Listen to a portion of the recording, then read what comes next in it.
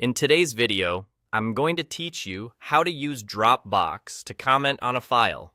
Whether you're coordinating feedback on a document, collecting ideas on a presentation, or simply leaving a note for a teammate, commenting in Dropbox keeps the conversation tied directly to the file, so nothing gets lost in email threads or chat history.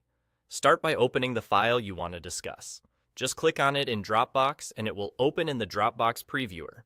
The previewer is the space where you can see your file without downloading it, and it's designed for quick review and collaboration. Front and center is your content. On the right-hand side, you'll notice the comments pane. That sidebar is where all the discussion happens, so you can read what's already been shared and add your own thoughts and context. At the bottom of that sidebar, you'll see a comment box.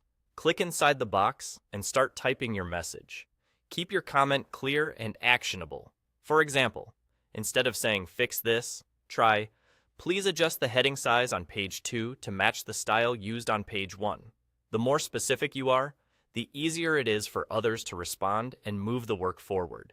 If your file has multiple sections or pages, it can also help to reference the exact part you're talking about, so there's no confusion.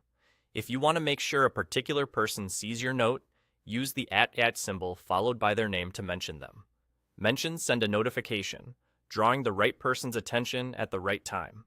This is especially helpful when you need approval or when a comment is directed to one teammate.